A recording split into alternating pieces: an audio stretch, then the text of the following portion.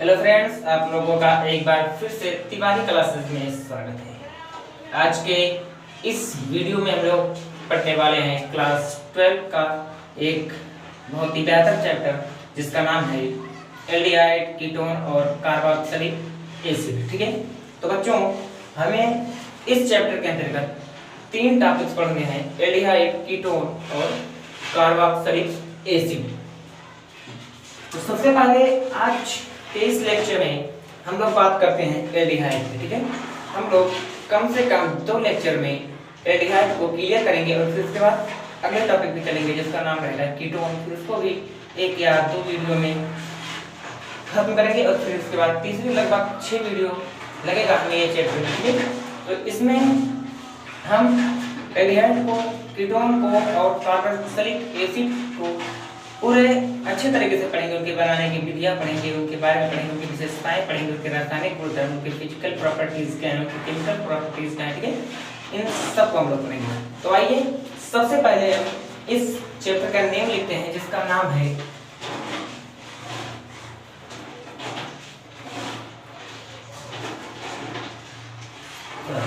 Chapter 12। ठीक है, इसका नाम है एल्डिहाइड,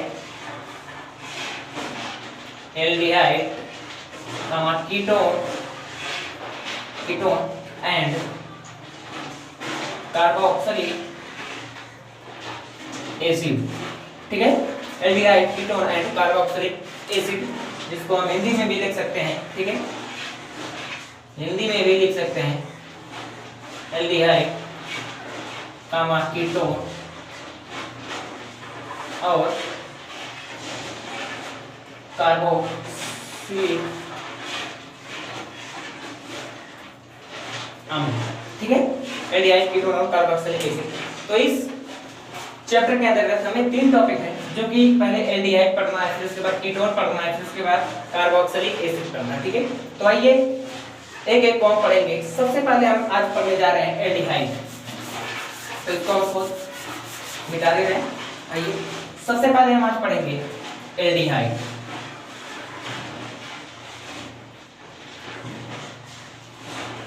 एल्डिहाइड, ठीक है, एल्डिहाइड किसे कहते हैं? सबसे पहले जिस चीज को हम पढ़ते हैं उसके बारे में हमें जानना काफी ज्यादा जरूरी रहता है।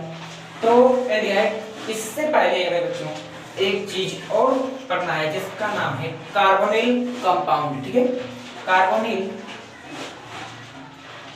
कंपाउंड,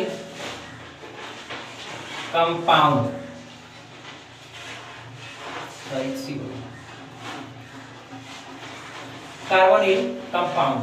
ठीक है, कार्बोनिल कंपाउंड किसे कहते हैं? सबसे पहले आइए उसको हम जानते हैं। देखिए ये क्या है? ये है CO। CO क्या है? हमारा कार्बोनिल ग्रुप है। ठीक है, ये है हमारा कार्बोनिल, ये है हमारा बच्चों कार्बोनिल ग्रुप। ठीक है, अब देखिए ये जो कार्बोनिल ग्रुप को हम क्या कहते हैं? कार्बोनिक कंपाउंड कहते हैं।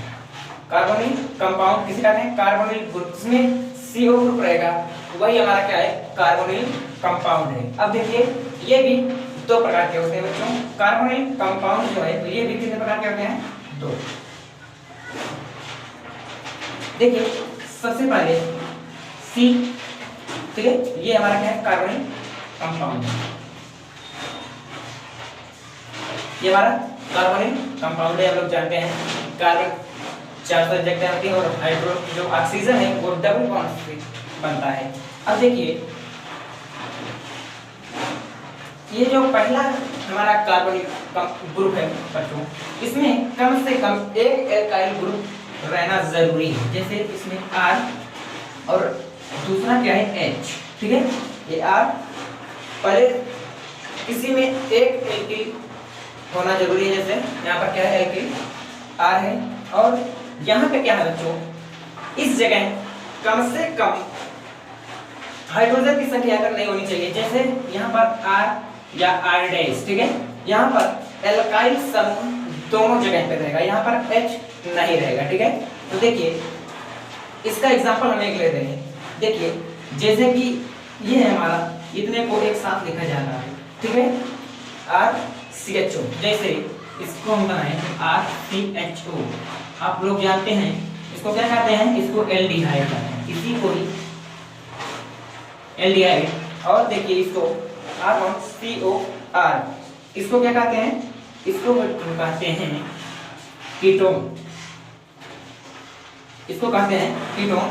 तो कीटोन भी हमें इसी चैप्टर में पढ़ना है, लेकिन सबसे पहले हमें एल्डिहाइड पढ़ना है, तो इसके बारे में हम आपको बताते हैं, ठीक है। ये तो मैं आपको केवल समझाने के लिए बताया था, ठीक है। तो आज हम लोग पढ़ेंगे एल्डिहाइड। इतनी बात आप लोगों को समझ में आ चुकी होगी।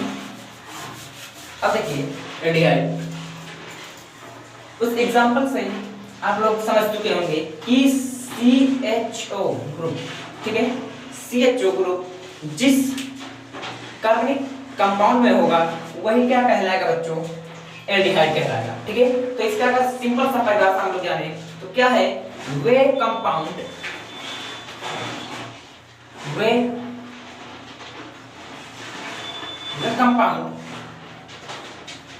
जिनके फंक्शनल ग्रुप, वे कंपाउंड जिनके फंक्शनल ग्रुप क्रियात्मक समूह CHO होता है, ठीक है, CHO होता है, वह क्या कहलाते हैं, एल्डिहाइड। वे बच्चों कहलाते हैं एल्डिहाइड, ठीक है, वे क्या कहलाते हैं, वही एल्डिहाइड कहलाते हैं। अब देखिए इसमें हम एक एग्जांपल ले रहे हैं, एग्जांपल से आपको एकदम क्लियर हो जाएगा कि हम एल्डिहाइड किसे कहते हैं। देखिए ये है, ये एल्डिहाइड है, इससे एक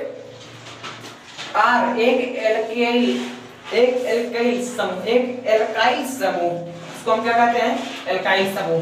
अब यहाँ पर देखिए सबसे पहले R की जगह बच्चों, R को क्या कहते हैं,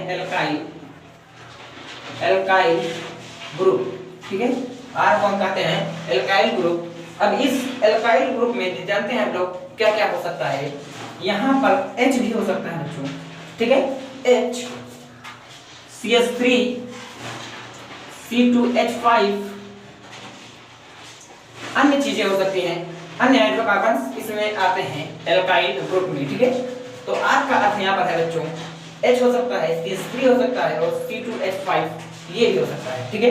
तो देखिए अब आइए R की जगह पर मान लेते हैं, हम लिखते हैं H, R की जगह पर H रखेंगे तो CHO, ठीक है, ये हो गया। अब R की जगह पर मान लीजिए CH3 रखते हैं तो हमारा क्या होगा, R की जगह पर जब इसको रखेंगे CH3 CHO, ठीक है। अब यदि R की जगह पर हम C2H5 को रखते हैं बच्चों तो हमारा क्या होगा, C2H5 CHO, ठीक है। तो एल्डिहाइड आप लोग समझ चुके होंगे, वे कंपाउंड जिनका क्रियात्मक समूह फंक्शनल ग्रुप CHO होता है, ठीक है। जिसमें भी आपको CHO अगर दिख जाए तो समझ लीजिए वह क्या है, एल्डिहाइड है। अब देखिए इसका हम साधारण नेमिंग अगर करें सिंपल में तो बच्चों इसे हम लोग कहते हैं, यहाँ पर देखिए एक कार्बन है तो इसे हम लोग कहते हैं फॉर्मल्डिहाइड, ठीक है, फॉर्म, यहाँ पे लिख दे रहा हूं मैं आगे, फॉर्मल्डिहाइड, ठीक है, फॉर्मल्डिहाइड। एक कार्बन रहता है तो हम उसे फॉर्मल्डिहाइड कहते हैं। अब देखिए यहाँ पर दो कार्बन है बच्चों, तो सिंपल नेमिंग में हम IUPAC का अभी नहीं बात कर रहे, इस IUPAC का भी इसमें हम लोग करेंगे, लेकिन अभी हम सिंपल कॉमन नेमिंग सिस्टम इसको हम कहते हैं वही बता देंगे हम आपको। CH3 CHO, इसको हम लोग बच्चों अगर सिंपल नेम इसका हम बताएं जाने तो इसे कहते हैं, देखिए एक C यहाँ पर कार्बन की संख्या 2 है, तो जब कार्बन की संख्या 2 होती है तब AC, ठीक है, ACETAL, एसिटल्डिहाइड, ठीक है, इसको हम लोग कहते हैं एसिटल्डिहाइड। अब देखिए यहाँ पर C2H5 CHO है बच्चों, ठीक है, C2H5 CHO, इसको हम लोग कहते हैं यदि कार्बन की संख्या 3 हो तो इसे हम लोग कहते हैं प्रोपियोनिक एल्डिहाइड, प्रोपियोनिक एल्डिहाइड। तो इसको हम सिंपल नेमिंग अभी कर रहे हैं, आईपीएससी भी आप लोगों को हम बताएंगे, ठीक है। तो देखिए यहां पर लिखेंगे प्रोपियोनिल डिहाइड, प्रोपियोनिल डिहाइड, ठीक है। तो ये सब हमारा रहा एग्जांपल एल्डिहाइड का, कि एल्डिहाइड कितने प्रकार के होते हैं। अब देखिए हम लोग चलते हैं एल्डिहाइड, आप लोगों को पता होगा कि एल्डिहाइड किसे कहते हैं, कुछ एग्जांपल के थ्रू मैंने आप लोगों को बताया। अब चलते हैं आगे, ठीक है बच्चों। अब क्लासिफिकेशन ऑफ एल्डिहाइड करेंगे, एल्डिहाइड का वर्गीकरण, ठीक है।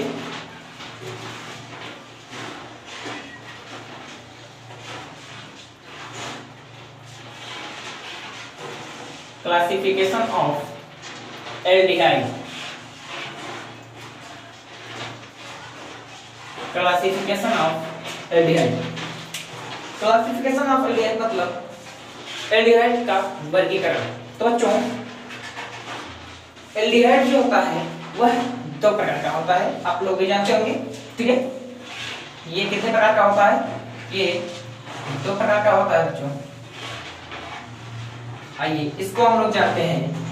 एल्डिहाइड दो प्रकार के होते हैं, फर्स्ट है एलिफैटिक और सेकंड है एरोमेटिक। चलिए एलिफैटिक एल्डिहाइड,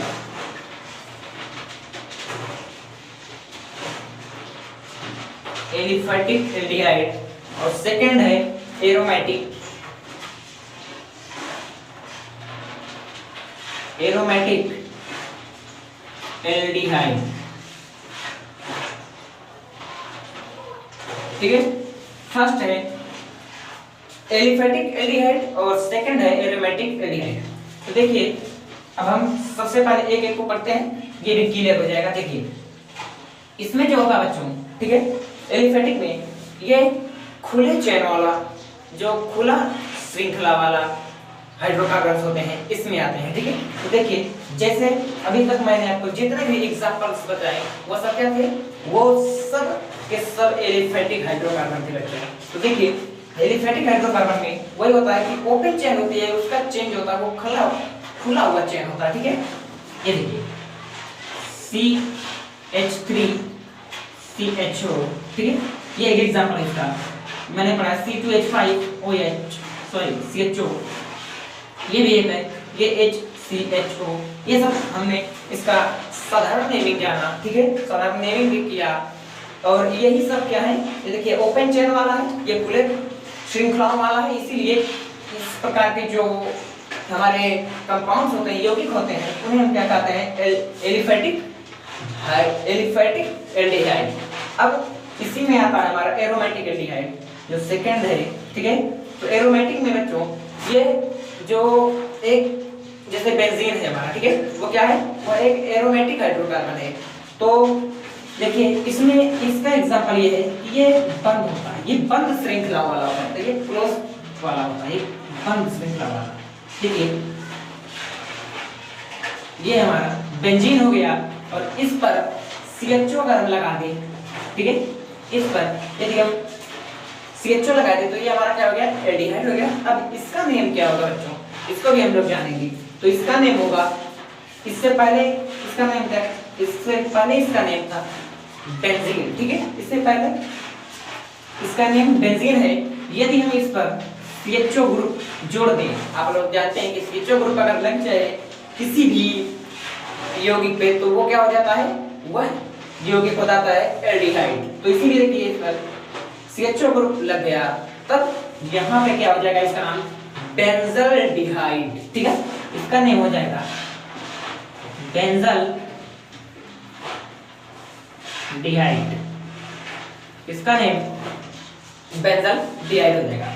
बहुत ही आसान है केमिस्ट्री, केवल उसका जो कांसेप्ट होता है उसको आसानी से समझ सकते हैं। तो अगर आप उसको समझ लेंगे तो केमिस्ट्री काफी ज्यादा आसान है, ठीक है। अब देखिए यदि इसी प्रकार से होता है बच्चों, एक और है इसी का है, ठीक है, इसी में यही बता रहे हैं। ये देखिए ठीक इसी प्रकार से बेंजीन, यदि इसी पर CHO, ये अभी क्या है बेंजल्डिहाइड है, लेकिन यदि यहाँ पर OH कहीं पर, ठीक है, कहीं पर यदि OH जोड़ दे तब इसका नाम क्या हो जाएगा, इसका नाम हो जाएगा सैलिसल्डिहाइड, सैलिसल्डिहाइड,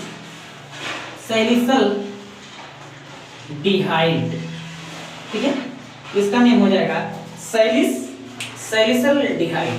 ये हमारा क्या है, एरोमेटिक एल्डिहाइड है। इतना आप लोगों को समझ में आ गया होगा कि क्लासिफिकेशन ऑफ एल्डिहाइड, एल्डिहाइड का वर्गीकरण दो प्रकार से होता है बच्चों। पहला हमने पढ़ा एलिफेटिक एल्डिहाइड, जो कि खुला चेन वाला होता है, खुला श्रृंखला वाला होता है। इसमें एग्जांपल हमने आपको बताया CH3CHO, C2H5CHO, HCHO। इसका हमने नेमिंग वे को सिंपल में बताया, ठीक है। इसका नेम देखिए एसिटल्डिहाइड, इसका नेम हमने बताया आपको, एक कार्बन है, सॉरी दो कार्बन है, तो एसिटल्डिहाइड, इसको हमने आपको बताया प्रोपियोनिलडिहाइड, और इसको हमने बताया आपको फॉर्मल्डिहाइड, ठीक है। इतना क्लियर है। अब देखिए हमने दूसरे में पढ़ा एरोमेटिक एल्डिहाइड। एरोमेटिक एल्डिहाइड में हमने पढ़ा सबसे पहले बेंजीन, बेंजीन पर यदि CHO ग्रुप लग जाए तो उसे हम कहते हैं बेंजिल्डिहाइड, और यदि बेंजीन पर CHO और उसके निचले पार्ट को कहते हैं, और यहाँ पर यदि OH जुड़ जाए, OH जुड़ा हो तो इसको हम लोग कहते हैं, सिंपल नेम है इनका सैलिसल्डिहाइड, सैलिसल्डिहाइड, ठीक है। आई होप आप लोगों को इतना समझ में आया होगा। अब चलते हैं आगे हम लोग। तो आइए बच्चों, अब हम पढ़ने जा रहे हैं नोमेनक्लेचर एल्डिहाइडों का, ठीक है। अब हम पढ़ेंगे नामकरण एल्डिहाइड का।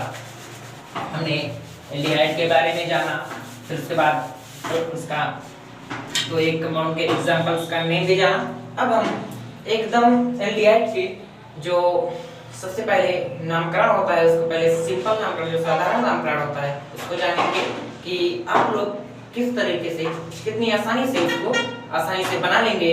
और IUPAC नेमिंग जो कि आप लोग पढ़े भी होंगे कक्षा 10 में या कक्षा 11 में भी पढ़ेंगे, और जो लोग ना पढ़ेंगे वह अभी हम समझाएंगे उसको, ठीक है। तो देखिए सबसे पहले बच्चों नोमेनक्लेचर, नामकरण, ठीक है।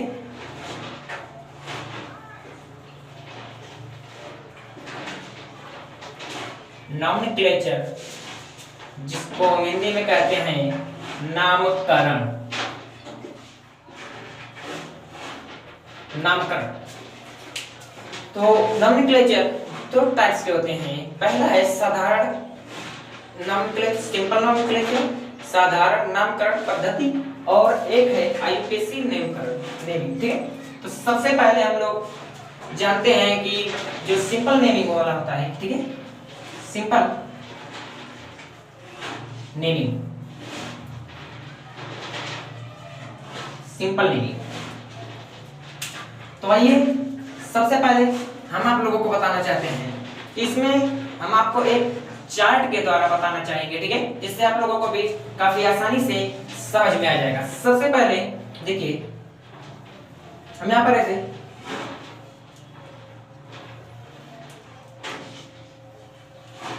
खींच लेंगे, ठीक है। अब देखिए इसमें हम लोग लिखेंगे कार्बन की संख्या।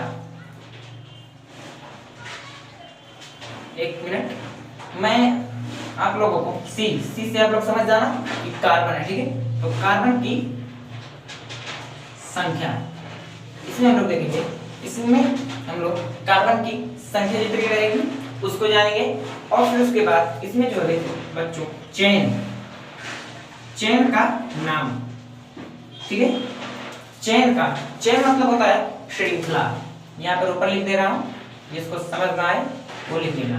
चेन मतलब श्रृंखला, और उसके बाद यहाँ पे जो रहेगा वह रहेगा क्रियात्मक समूह का सफिक्स, जो कि आप IUPAC में भी पढ़े होंगे, ठीक है। तो फंक्शन ग्रुप, F से फंक्शन और G से ग्रुप, फंक्शन ग्रुप सफिक्स, ठीक है। ऐसे हम शॉर्ट में लिख दे रहे हैं, आपको बता दिया है मैंने, आप अपने कॉपी में अच्छे से नोट कर लेना। इसको हम हिंदी में भी लिख सकते हैं क्रियात्मक समूह, क्रियात्मक समूह। फंक्शनल ग्रुप मतलब होता है बच्चों क्रियात्मक समूह। अब देखिए सबसे पहले हम जानेंगे कि कार्बन की संख्या। यदि बच्चों कार्बन की संख्या एक रहती है, ठीक है, कार्बन की संख्या यदि एक रहेगी तो हम उसको कहेंगे फॉर्म, ठीक है। यदि कार्बन की संख्या एक रहेगी तो उसमें फॉर्म आगे जोड़ेंगे, FORM, फॉर्म, ठीक है। वुमेन में एक प्रो कॉलम है, वो तो आईपीएससी में है।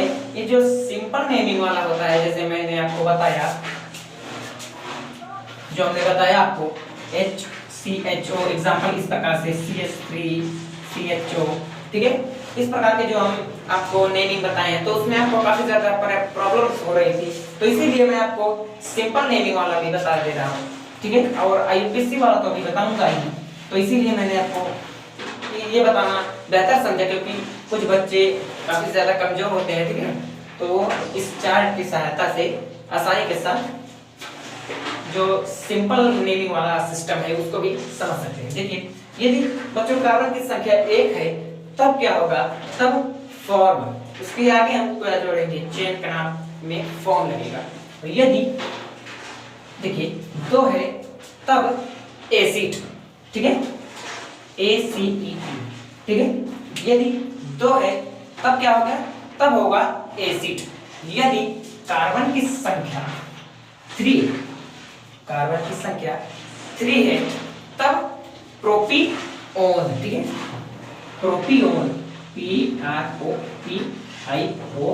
ठीक है, क्या होगा, प्रोपीओन।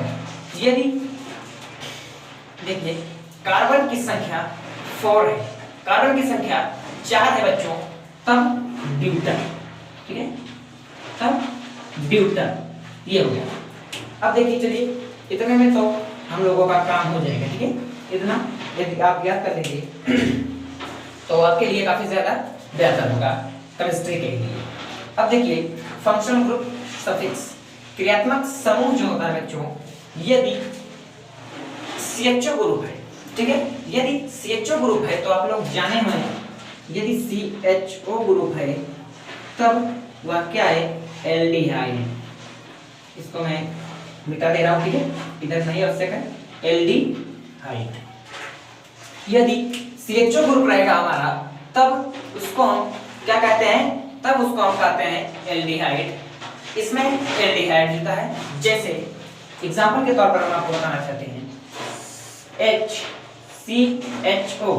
सबसे पहले हमने आपको एग्जांपल में यही दिया था जब हम आपको एल्डिहाइड पढ़ा रहे थे अभी जस्ट, ठीक है।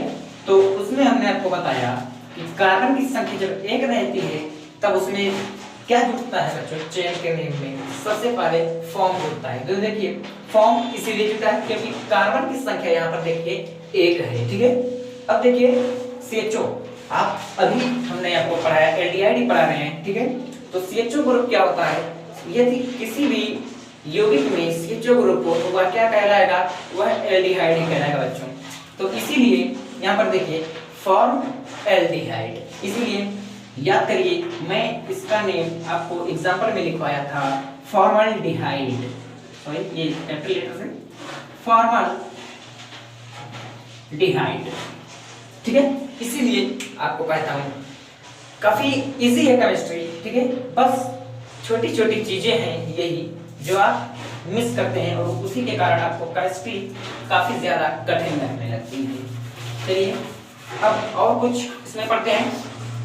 यदि COOH, यदि COOH, यदि COOH हो तो इसे हम लोग कहते हैं बच्चों कार्बोक्सिलिक एसिड, इसे हम लोग कहते हैं कार्बोक्सिलिक एसिड। लेकिन इसके जो इसके लास्ट में मतलब जैसे क्या होगा, इक एसिड, ठीक है, ICACID एसिड, इक एसिड। COOH यदि आ जाए फंक्शनल ग्रुप तो उसमें क्या होगा, इक एसिड लगेगा। यदि COMH2 आ जाए तब क्या लगेगा, तब इसमें हम लोग जोड़ेंगे एमाइड। क्या, एमाइड, एमाइड। यदि CONH2 फंक्शनल ग्रुप आ जाए बच्चों तो हम क्या जोड़ेंगे, सफिक्स आ जाए तो एमाइड हम जोड़ेंगे।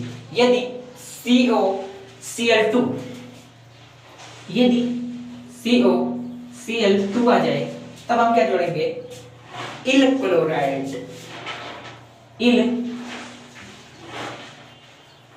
क्लोराइड।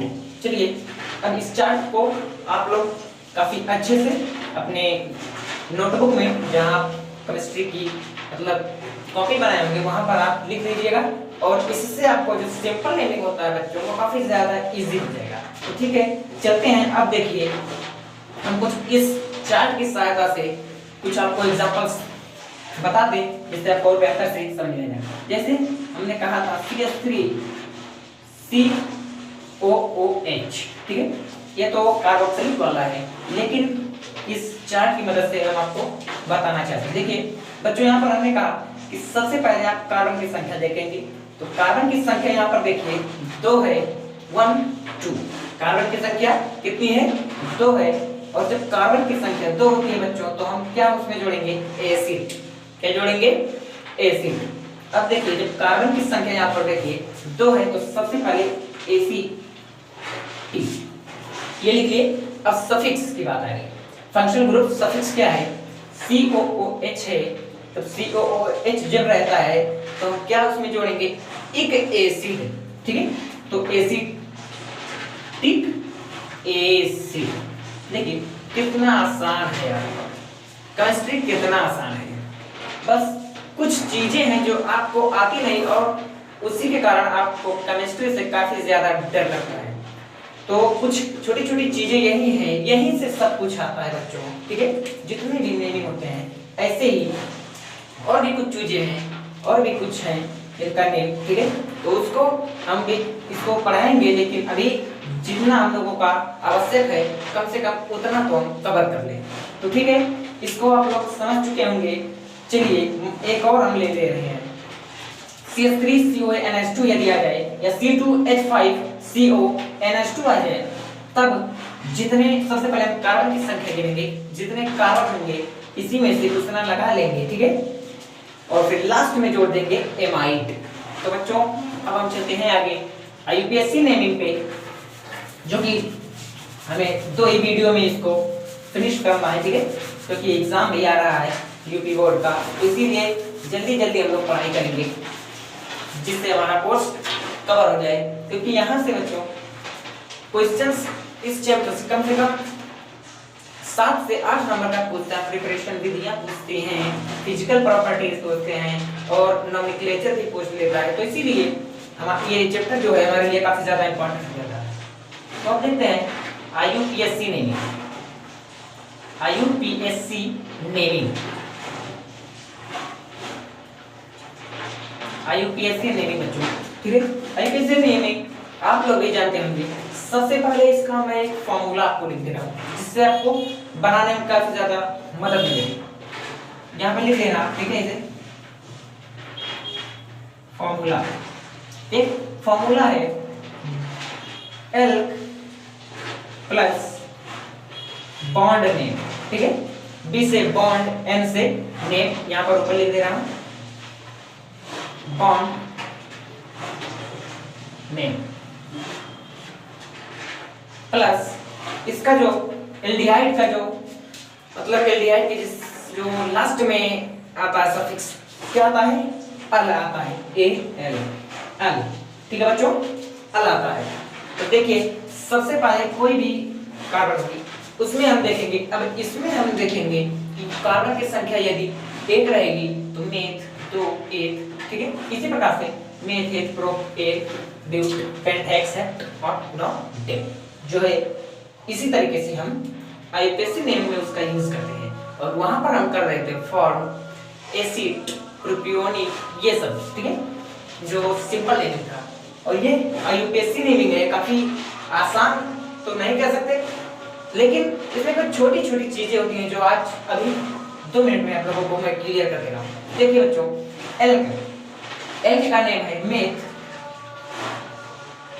मेथ एथ प्रो ब्यूट। इसी प्रकार से आप कम से कम 10 तक याद कर सकते हैं। और बॉन्ड नेम, ठीक है, बॉन्ड नेम जो कि यदि एक बॉन्ड रहेगा, वन बॉन्ड जो कि कहते हैं प्रथम बॉन्ड, ठीक है, इस प्रकार से रहेगा तो उसमें हम लोग जोड़ेंगे एन एन। और यदि डबल बॉन्ड रहेगा बच्चों, ठीक है, तो उसमें क्या जोड़ेंगे इन। और यदि ट्रिपल बॉन्ड रहेगा तब उसमें हम लोग जोड़ेंगे आई, वाई ई एन, आई, ठीक है, सॉरी एन रहेगा आई, ठीक है। यदि बॉन्ड, यदि एक बॉन्ड है तो एन, दो बॉन्ड है तो इन, और यदि त्रिबंध है या ट्रिपल बॉन्ड है तब क्या कहेंगे आई। अब देखिए कुछ एग्जांपल्स हम ले रहे हैं बच्चों, ठीक है, कुछ एग्जांपल्स ले रहे हैं। जैसे हमारा आ गया, जैसे हम लोग CH3 CH2 CHO, ठीक है, ये हो गया CH3 CH2 CHO। देखिए सबके मध्य कितने बॉन्ड हैं, एक बॉन्ड है, लेकिन सबसे पहले हम नंबरिंग किस प्रकार से करेंगे। नंबरिंग इसमें काफी ज्यादा इंपॉर्टेंट रहता है बच्चों। यदि अभी नंबरिंग, जैसे देखिए इधर नंबरिंग करते हैं, जिस प्रकार से जिस तरफ से फंक्शनल ग्रुप सबसे नजदीक पड़े, ठीक है, उसी प्रकार से हम उसी तरह से क्या करते हैं, नंबरिंग करते हैं। तो देखिए इसी प्रकार से नंबरिंग करेंगे तो कार्बन की संख्या सबसे पहले हम गिनेंगे 1 2 3, 3 कार्बन है तो 3 कार्बन के लिए प्रो। अब देखिए लिखेंगे प्रो, ठीक है, प्रो बॉन्ड इन सब के मध्य एक बॉन्ड है, देखिए कहीं पर डबल या ट्रिपल बॉन्ड नहीं है, सबके मध्य क्या है, एक बॉन्ड है, तब हम लगा देंगे एन, प्रोप एन। अब देखिए हमने कहा है कि जब इतना काम हमारा हो जाए, एल का नेम लिख लें, बॉन्ड का नेम लिख लें, फिर उसके बाद लास्ट में सफिक्स क्या लगाएंगे, अल, तो क्या हो जाएगा प्रोप ए नल। कितना इजी है केमिस्ट्री, देखिए कितना इजी है नॉमेनक्लेचर। बस आपको माइंड को काफी कंसंट्रेट से इसको करना है, ज्यादा हड़बड़ाहट नहीं दिखानी है, अन्यथा गलत हो सकता है, ठीक है, छोटी छोटी चीजें हैं। अब देखिए यहीं पे मान लेते हैं CH3 CH2 CH2 CHO, यदि इस प्रकार का हो, ठीक है, तो कार्बन की संख्या 1 2 3 4, 4 कार्बन होंगे, 4 कार्बन के लिए ब्यूट, ठीक है, तो क्या हो जाएगा ब्यूटेनॉल, ब्यूटेनॉल, ठीक है, क्योंकि सभी के मध्य क्या है, सभी के मध्य बच्चों एक ही बॉन्ड है, तो इसीलिए इसका नेम हो जाएगा ब्यूटेनॉल, ठीक है। तो यहाँ पर लिख देंगे ब्यूटेनॉल, ठीक है, यहाँ पे इसका नाम ब्यूटेनॉल हो जाएगा। अब चलते हैं, अब चलिए कुछ और एग्जांपल्स के बाद करते हैं। मान लेते हैं यहाँ पर डबल बॉन्ड लग जाए, ठीक है, मान लेते हैं CH3 double bond CH bond CHO। यदि इस प्रकार से कोई हमारा कंपाउंड आ जाए तब हम क्या करेंगे, तब भी सबसे पहले हम नंबरिंग करेंगे उस तरफ से जिस तरफ से CHO जो हमारा फंक्शनल ग्रुप है वह नजदीक पड़े। तो देखिए 1 2 3, यदि इस तरफ से करेंगे तो फंक्शनल ग्रुप तीसरे नंबर पर, और यदि इस तरफ से करेंगे तो हमारा जो फंक्शनल ग्रुप है वो पहले नंबर पर रहेगा। अब देखिए यदि यहाँ पे देखिए डबल बॉन्ड है तो सबसे पहले यहाँ पर हम क्या करेंगे, मेथ एक प्रो, ठीक है, कार्बन की संख्या 3 है, तो क्या हो जाएगा प्रो प्रो, ठीक है, डबल बॉन्ड है। अब ये देखेंगे कि डबल बॉन्ड किस हाइड्रोकार्बन के मध्य लगा हुआ है, ठीक है, तो इधर से देखिए हाइड्रोकार्बन CH2 फर्स्ट पे, सॉरी सेकंड पे, ठीक है, तो क्या हो जाएगा प्रो 2। यहाँ पर देखिए डबल बॉन्ड है तो इसीलिए यहाँ पर एक ही बॉन्ड था तो एन लगा था, यहाँ पर बच्चों डबल बॉन्ड है तब क्या लग जाएगा ई 2E, और जिस हाइड्रोकार्बन पर डबल बॉन्ड रहेगा उसका जो संख्या होगा, जो नंबरिंग हम करते हैं, ठीक है, उसको भी लिखेंगे। तो देखिए हमने यहाँ पर 2 लिख दिया क्योंकि टू पर क्या है, डबल बॉन्ड है। तो देखिए टू इन और उसके बाद क्या लगा है, हमारा जो सफिक्स है अल, ये हमारा हो गया प्रोप, प्रोप टू इन अल, ये हमारा क्या है, ये हमारा है नोमेनक्लेचर आईयूपीएससी में। अब चलते हैं कुछ जो हमने आपको बताया था और एग्जांपल्स लेते हैं। HCHO जो इसका है, इसको हम लोग तो साधारण नेमिंग इसका कर रहे थे, ठीक है, साधारण में तब ये क्या था, तब ये था, इसको हम लोग कह रहे थे फॉर्मल्डिहाइड। लेकिन जब हम इसका आईयूपीएससी नेमिंग कर रहे थे बच्चों, अब हम इसका आईयूपीएससी नेमिंग कर रहे हैं, तब क्या होगा, एक कार्बन है, कार्बन की संख्या एक है बच्चों, तब मेथ होगा, बॉन्ड कितना है, एक बॉन्ड है, तब मेथ। अब देखिए एन, क्योंकि वन बॉन्ड है, एक बॉन्ड है एन के बीच, तो मेथ एन। अब देखिए इसका सफिक्स जो है लास्ट में इसके हम लोग लगाते हैं अल, तो क्या होगा AL, मेथेनल, ये हमारा हो गया। अब चलते हैं कुछ आगे बच्चों, इतना आप लोगों को काफी अच्छा तरीके से समझ में आ गया होगा, आई होप। अब चलते हैं आगे स्टूडेंट्स, अब हम लोग पढ़ने वाले हैं समवायवता, आइसोमेरिज्म ऑफ एल्डिहाइड, ठीक है।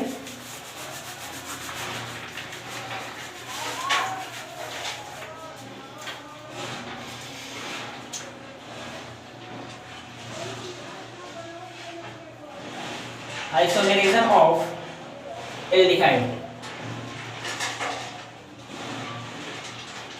आइसोमेरिज्म इसको हम लोग कहते हैं समवायवता, ठीक है, एल्डिहाइड को aldehyde. Isomerism of aldehyde, aldehyde का जो समवायवता होता है बच्चों, वह दो प्रकार से होता है। फर्स्ट है फंक्शनल ग्रुप,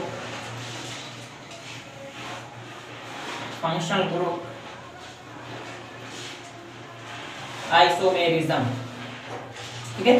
क्रियात्मक समूह समवायवता, क्रियात्मक समूह समवायवता, ठीक है, फंक्शन ग्रुप समवायवता। तो देखते हैं ये जो क्रियात्मक समूह समवायवता होता है वह कैसे होता है। देखिए CH3CH2 CHO, ठीक है। ये देखिए ये हमारा है एल्डिहाइड, यदि इसी में एंड हम कुछ इस प्रकार से CH3 बॉन्ड O, यदि हम CO जो है बच्चों वह कहां पर ले आए, बीच में ले आए, ठीक है। यदि हम CO बीच में ले आए तब क्या होगा, तब देखिए ये क्या बन जाएगा, कीटोन। ध्यान से देखिए इसको, ठीक है, ये क्या है, यह कीटोन है, कीटोन, और ये है एल्डिहाइड, ठीक है, ये है एल्डिहाइड। तो इसका मतलब ये है कि एल्डिहाइड जो है वह फंक्शन ग्रुप क्रियात्मक समूह समवायता, इसी को ही कहते हैं। जैसे ये जो है एल्डिहाइड कीटोन के सापेक्ष समवायता प्रदर्शित करता है बच्चों, ठीक है। अब इसी में है एक चेन, ठीक है, चेन आइसोमेरिज्म, श्रृंखला आइसोमेरिज्म। दूसरा है चेन आइसोमेरिज्म, श्रृंखला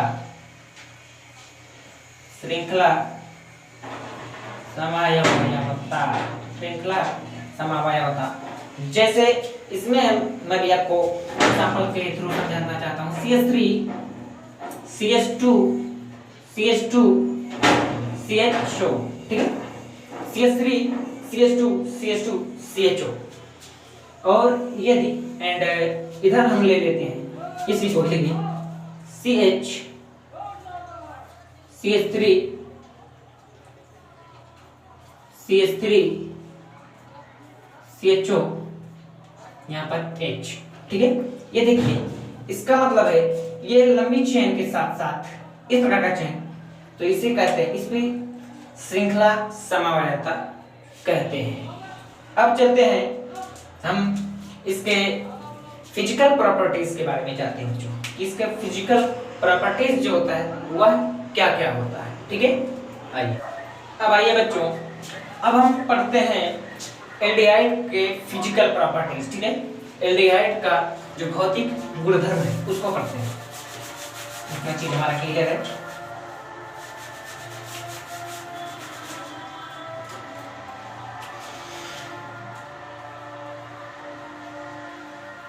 फिजिकल प्रॉपर्टीज ऑफ एल्डिहाइड।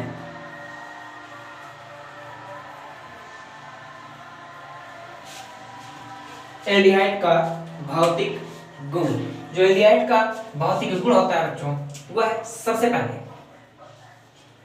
पहले हम जानते हैं, सबसे पहला जो भौतिक गुण है किसका, एल्डिहाइड का, वह है कि एल्डिहाइड जल में पूर्ण रूप से विलय होती है। ठीक है, एल्डिहाइड जल में पूर्ण रूप से विलय होती है। ठीक है, एल्डिहाइड, यदि एल्डिहाइड को हम जल में घोलें, ठीक है, जल में उसको हम घोलें इसको एल्डिहाइड को, तो बच्चों यह जो एल्डिहाइड है वह जल में पूर्ण रूप से घुल जाता है। अब यदि दूसरे पर आए तो देखिए, यदि साधारण ताप पर फॉर्मेल्डिहाइड, ठीक है, साधारण ताप पर फॉर्मेल्डिहाइड जो होता है बच्चों वह क्या होता है, वह गैस होता है, जबकि एसिटिल्डिहाइड जो होता है, जबकि एसिटिल्डिहाइड वह क्या होता है, वह रंगहीन द्रव होता है। तो उसको भी लिख देते हैं।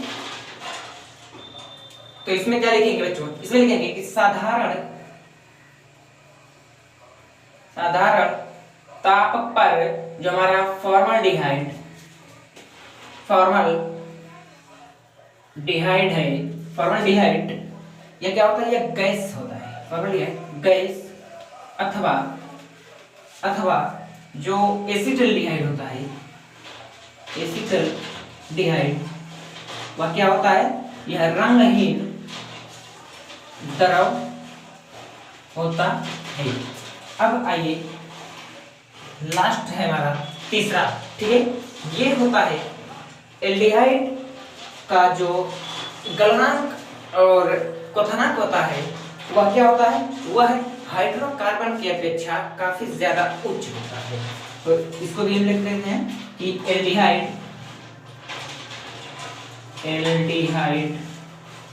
का गलनांक और क्वथनांक, एल्डिहाइड का गलनांक और क्वथनांक वह क्या होता है, हाइड्रोकार्बन की अपेक्षा, हाइड्रोकार्बन के अपेक्षा उच्च होता है। तो आई होप, मुझे उम्मीद है बच्चों कि आप लोगों को ये जो हमारा फिजिकल प्रॉपर्टीज ऑफ एल्डिहाइड है, एल्डिहाइड का भौतिक गुण है, वह समझ में आया होगा। तो इस वीडियो को हम यहीं पर एंड करते हैं, यहीं पर समाप्त करते हैं। ठीक है, और अगली वीडियो में हम जब अगले लेक्चर में जब हम आएंगे पार्ट 2 लेकर इसका, तब हम लोग अभी जो हमारा चीज बताया जैसे एल्डिहाइड का भी रासायनिक गुण बचा है, अभी प्रिपरेशन ऑफ एल्डिहाइड, जो यहाँ से ज्यादा क्वेश्चंस हमारे बोर्ड एग्जाम में फंस जाते हैं। ठीक है, तो उसको हम लोग पढ़ेंगे, लगभग तीन विधि है, 3 विधि को हम बताएंगे आपको। ठीक है, 3 से 4 विधि है, तो उसको हम बताएंगे कि किस प्रकार से प्रिपरेशन कर सकते हैं एल्डिहाइड का हम, और एल्डिहाइड का भी हम यूज, जो एल्डिहाइड का उपयोग कहाँ कहाँ होता है। ठीक है, उसको भी हम लोग जानेंगे। तो ठीक है, तब तक के लिए बाय।